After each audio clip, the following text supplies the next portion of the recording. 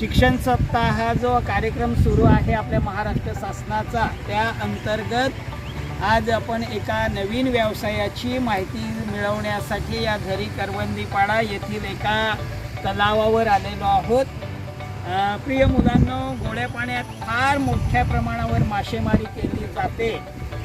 आपल्या विशेषतः या झरी करवंदीपाड्यामध्ये अनेक वर्षांपासून ही गोड्या पाण्याची मासेमारी केली जाते आणि ही मासेमारी करण्यासाठी एक फार मोठं नाव याच्यामध्ये प्रसिद्ध आहे आणि ते म्हणजे गणेश संघार. समजा त्यांना नक्कीच अनुभव असेल या मासेमारी क्षेत्रात. नाही, तो लहान सीड असते त्याच्यामध्ये पॅक येते, तर त्याला मग सोडल्यानंतर त्याच्या मार्केटेबल साईज म्हणजे साधारण विक्री करता साईज लागते 1 किलोची, 1 किलो 800 ग्रॅम, 1 किलोचे दरम्यान त्याची साईज लागते.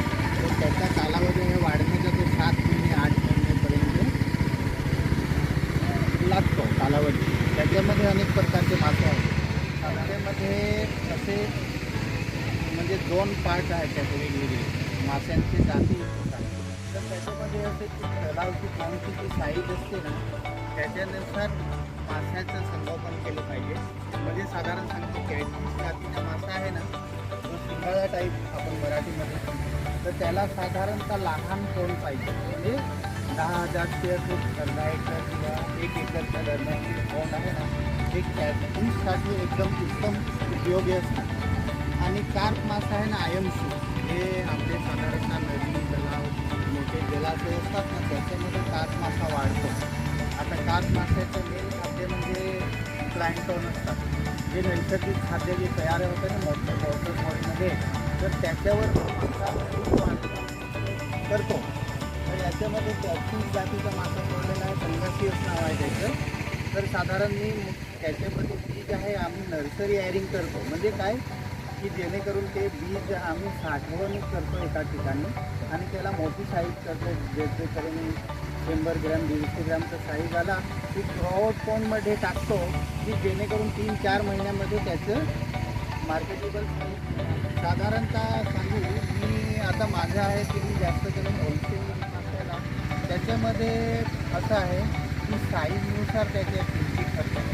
समजा किलो 800 ग्राम ते किलोच्या साईजच्या माशाची साधारण 7 माशाला 150 रुपये भाव मिळतो.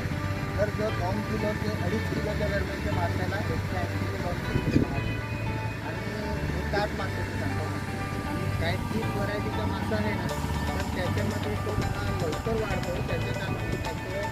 त्याला उठाव फारच म्हणजे विक्री भरपूर आहे 7 मासा. तर कॅटफिश मासेला तर त्याची जी मार्केट आहे ना, साधारण मोठं आहेत ना, तिकडे तो मासा लाईव्ह मासा तयार करण्यासाठी मग 60 रुपयेचा खर्च येतो आणि 40% प्रॉफिट. आणि कार्प माशाला 50% खर्च आणि 50% प्रॉफिट. म्हणजे 50 रुपयाचा तुम्ही खर्च केला तर 50 रुपये एक माशामध्ये किलो मागे तुम्हाला मिळू शकतो. Thank you so much Ganesh sir, तुम्ही आम्हाला खूप चांगल्या प्रकारे हे माहिती दिल्याबद्दल. आणि आमचे विद्यार्थी नक्कीच काहीतरी शिकलेले आहेत आणि नक्कीच ते आपल्या जीवनामध्ये त्याचा वापर करतील. करणार का विद्यार्थ्यांना? माहिती चांगली समजलेली आहे का? Thank you very much. God bless you. Give a big hand.